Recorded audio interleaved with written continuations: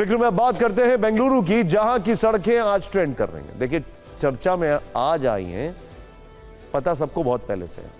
इसकी वजह है कर्नाटक के deputy CM DK Shivakumar का वो बयान, जिसने बेंगलुरु की बदहाल सड़कों का कटु सत्य एक बार फिर जनता के सामने लाकर रख दिया। डीके शिव कुमार ने कहा कि बेंगलुरु को 2 या 3 साल में नहीं बदला जा सकता। यहां तक कि भगवान भी ऐसा नहीं कर सकते। इसे केवल तभी बदला जा सकता है जब उचित योजना बनाई जाए और उसे ठीक से क्रियान्वित किया जाए। बेंगलुरु को भारत की सिलिकॉन वैली भी कहा जाता है। आए दिन वहां तकनीक से जुड़े नए आविष्कार होते हैं। एक तरह से इस देश के भविष्य का शहर कहा जाता है, मगर इसकी सड़कें आज भी भूतकाल में सांस ले रही हैं। उफ, ये देखिए जरा, शहर दौड़ रहा है, ये सड़कें अपने वक्त से बहुत पीछे चल रही हैं। ट्रैफिक जाम ऐसा कि मानो गाड़ियां किसी दलदल में फंस गई, हिलने का नाम नहीं लेती। बरसात के मौसम में इन सड़कों पर बारिश की मनमानी चलती है। सड़कों पर गड्ढों का तो ये कोई हिसाब ही नहीं। बेंगलुरु की सड़कों के गड्ढों की तुलना कई लोग चांद के क्रेटर से कर चुके हैं। इस पर वीडियो बनाकर कटाक्ष भी कर चुके हैं। बेंगलुरु की सड़कों पर एस्ट्रोनॉट वाला यह वीडियो आपको याद होगा। अब जरा आपके लिए डीके शिव कुमार के बयानों को तथ्यों के साथ डिकोड करते हैं। उनके बयान का अर्थ और उसकी गहराई में छिपे दर्द को समझने के लिए आपको ग्राफिक्स के जरिए कुछ आंकड़े दिखाते हैं। UEN Jaipur is a perfect target for prospective students aspiring for good jobs, good education with future-ready skills.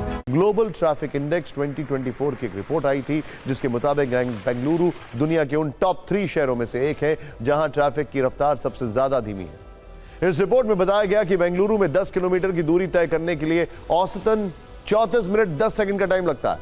और ट्रैफिक की इसी धीमी रफ्तार की वजह से 2024 में वहां के लोगों ने अपने 117 घंटे ट्रैफिक जाम में ही बर्बाद कर दिए।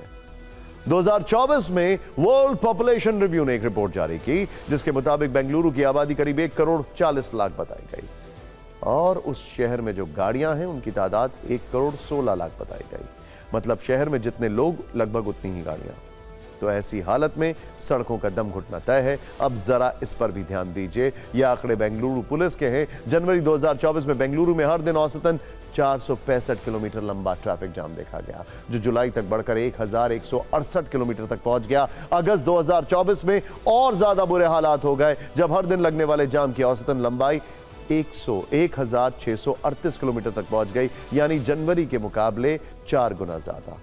तो कुल मिलाकर डीके शिव कुमार के बयान का जो बेंगलुरु के हालत जो बयान है, वो बेंगलुरु के हालात की गंभीरता को बयां करता है।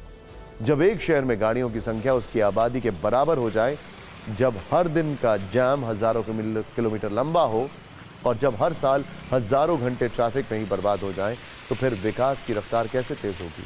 बेंगलुरु को सिर्फ नए प्लान और घोषणाओं की नहीं, बल्कि ठोस कदम की जरूरत है। बेहतर सड़कें, सुव्यवस्थित पब्लिक ट्रांसपोर्ट, ट्रैफिक मैनेजमेंट और कड़े नियमों के बिना इस जाम से मुक्ति नहीं मिल पाएगी। सोचिए, सिंगापुर में रोड टैक्स बढ़ा दिया गया है, ट्रैफिक की संख्या कम कर दी गई है। टोक्यो में पब्लिक ट्रांसपोर्ट ज्यादा बेहतर है। हम किससे सीख रहे हैं या सिर्फ भगवान पर छोड़ रहे हैं?